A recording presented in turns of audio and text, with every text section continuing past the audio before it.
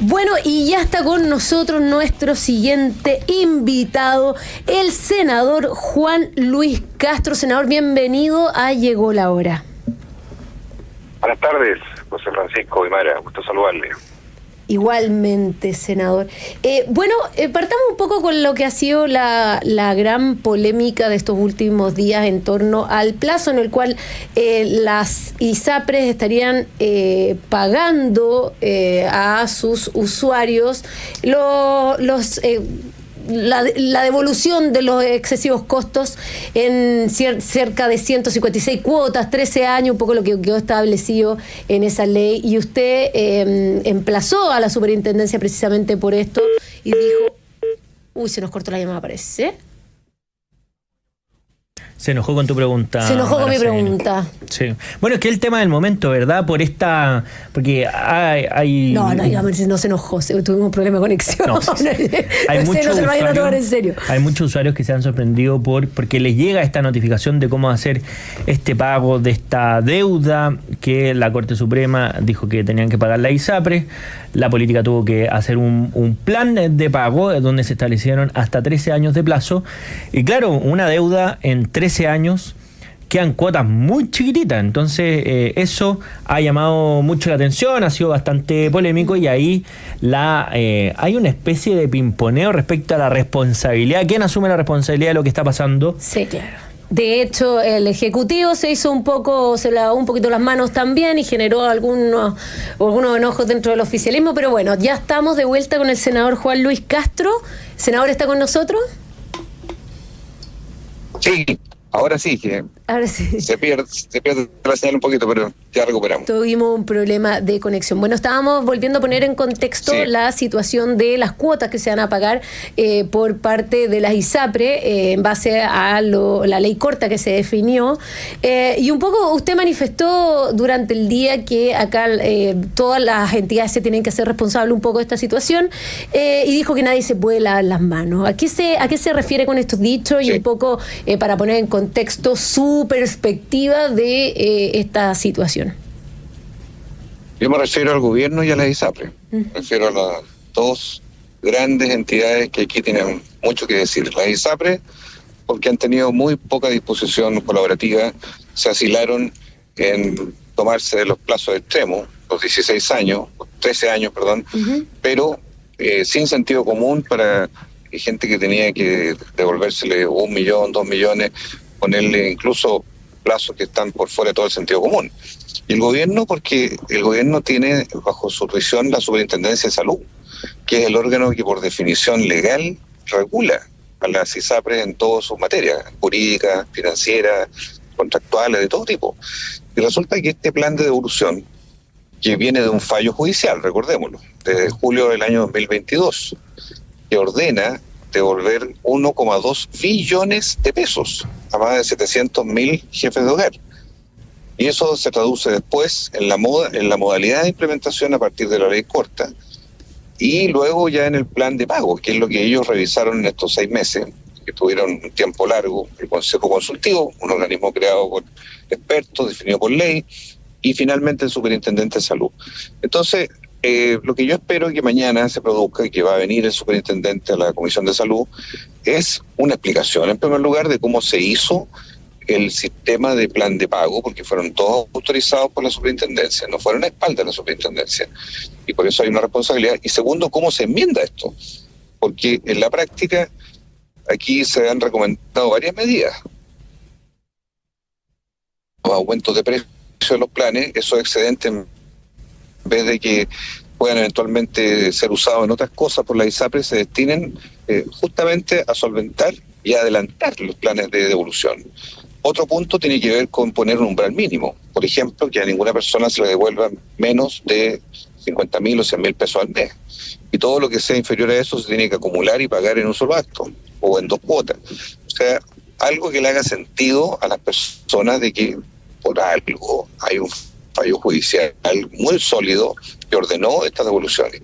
Las ISAPRES no están en quiebre ahora. ¿Tuvieron un riesgo? Sí, pero ya no lo están. Y van a tener indicadores a favor de ellos por la prima extraordinaria, que es un mecanismo que contempló esa ley que yo tampoco la compartí y no la voté a favor. pero fue la ley que quedó, y en ese plano ellos se ven, las ISAPRES, beneficiados por distintos aspectos. El 7% que se paga, ¿verdad? Recuerde usted que hay un tercio de los planes que estaban por debajo de ese precio, se niveló al 7%. La prima extraordinaria quedó en un 10%. El ICSA, que es el indicador de salud de costos, se reajusta también de aquí al 2027, sucesivamente, en forma anual, en los tramos máximos. O sea, no pueden llorar, eso es lo que quiero decir. Pero sí tienen que cumplir, y tienen que cumplir a partir de lo que le ordene, y eso es lo que le vamos a pedir al superintendente mañana, que haga una revisión completa de los planes de devolución, porque estos aparecen muy abusivos, aparecen irritativos, francamente, para la ciudadanía, sobre todo cuando esto viene de sentencias judiciales muy claras desde hace más de 2 años. Y ahí, senador, una pregunta, porque una vez que se toma esta decisión del plazo de los 13 años, ¿no debería haberse fijado como este tipo de modalidades en la ley, o ya le correspondía a la autoridad administrativa hacerlo? Porque también hay un incentivo, entre comillas, que tienen las ISAPRES para pagar lo antes posible, porque mientras estén pagando no pueden hacer retiro de utilidades, que es una de las normas que existen para que no puedan sacar esa plata a sus dueños. Pero ¿a usted le parece que ese incentivo, porque este es el primer plan de pago y vamos a ver cómo evoluciona, pero no es suficiente para que se adelanten estos pagos?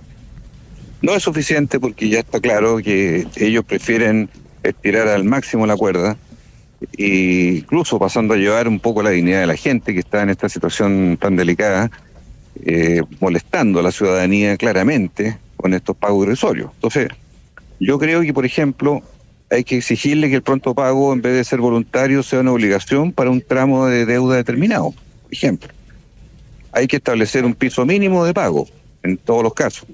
Y hay que dejar meridianamente establecida la posibilidad de que las personas siempre tengan la opción de poder reclamar a la Superintendencia de Salud para hacer justicia respecto de un abuso que ya se venía cometiendo hace años, que ya debiera estar resuelto, y que no se puede seguir perseverando en una actitud hostil, porque finalmente la gente se va a terminar yendo más masivamente de lo que se ha ido. Fíjese usted que entre el año pasado y este año más de 1,5 millones casi de personas se han ido a la ISAPRE. ¿Y quiénes se van? Se va gente más sana y más joven, ¿no es cierto? Porque se sienten perjudicados. O se van a otra ISAPRE o al FONASA. Bueno, esa migración podría continuar si es que este problema que estamos hablando no se arregla.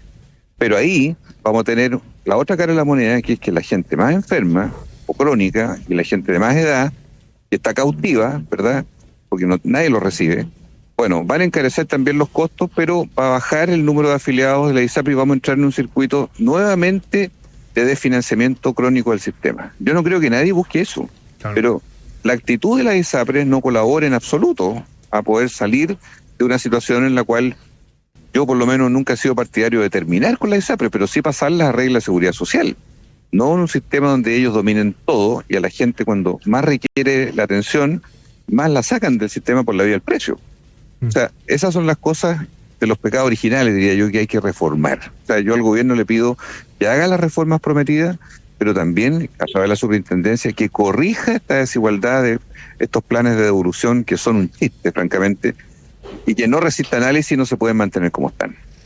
Senador, en el tema general de salud estamos viviendo una crisis bastante particular, no solo en esta situación de las ISAPRES, sino que más bien el tema de las tremendas listas de espera en las cuales nos encontramos en este momento, y al mismo tiempo la situación que hemos visto en el caso de los hospitales. Nueva información ha salido a relucir que se han generado cirugías de personas saltándose la lista de espera relacionadas con algunos funcionarios o directivos de distintos hospitales a lo largo de nuestro país. Esta situación es bastante crítica, considerando además el problema de lista de esperas con el que contamos en este momento. ¿Qué nos puede decir con respecto a eso y, bueno, las cartas que hay que tomar respecto a estas personas? Sí, este es un informe que salió hace pocos días de la Contraloría. Ya la Contraloría había emitido, acuérdense ustedes, por ahí, por agosto, septiembre, otros sendos informes de 11 hospitales, también en lista de espera. Y ahí teníamos el problema de la superposición de dos tipos de lista de espera, de fallas administrativas graves en que la gente no la llamaban, o como en el Maule la notificaban y quedaban en la basura después, eso en algún lugar perdido. O sea, un desorden completo. Pero este nuevo ingrediente, que me parece muy delicado y que hoy día se ha tratado de ir explicando, pero no todavía con solidez, es por qué familiares de funcionarios aparecen privilegiados en algunos hospitales, como los que están ahí mencionados en Angola, en Ovalle, en Talca, en fin, Osorno, por sobre las personas comunes y corrientes que están en la lista de espera. Eso habla de que hubo intereses, probablemente, hubo influencias de por medio, hubo amiguismo, por decirlo en buen chileno, y eso no puede ser cuando se trata de dar fe pública, de que todos ameritan, y las listas de espera se clasifican por orden de prioridad por la gravedad. O sea, alguien que tiene un cáncer obviamente está en primer lugar, o por antigüedad. Alguien que espera 5 años es distinto al que está hace 5 meses esperando por una cirugía, o por una razón de fuerza mayor, una catástrofe, una situación inesperada para el país. Pero que aparezcan los datos que entrega ahora la Contraloría habla de una mala ejecución, de una mala gestión en esos hospitales.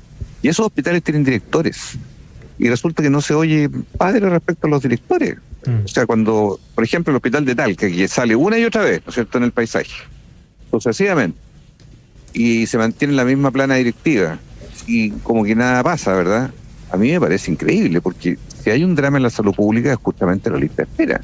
Y si hay problemas como estos, de compadrazgo, de gente que se salta la fila, de gente que por ser amigo, familiar tiene un privilegio, yo creo que es inaceptable, se lo digo sinceramente. Y eso amerita una intervención del Ministerio de Salud, del más alto nivel. O sea, yo no podría entender que la ministra de Salud o el subsecretario no estén de cabeza solucionando este problema para darnos respuestas concretas. Yo espero que lo hagan de manera mucho más fehaciente. Algo hoy día se dijo por el subsecretario, pero todavía fue muy poco el espacio, el tiempo.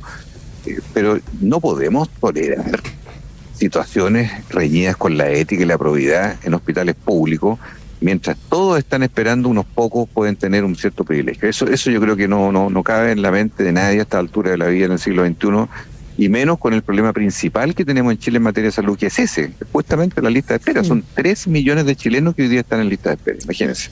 Sí. Bueno, vamos a estar atentos a las consecuencias políticas que tenga esta información que se da a conocer. Le queremos agradecer, senador Juan Luis Castro, por habernos acompañado en esta edición de Llegó la Hora. Muchas gracias, senador. Un agrado, ¿ah? Muchas gracias. Igualmente, muchas gracias. Nosotros nos vamos a una breve pausa, Mara Seguini, y a la vuelta al bloque donde leemos y escuchamos la opinión de nuestros auditores.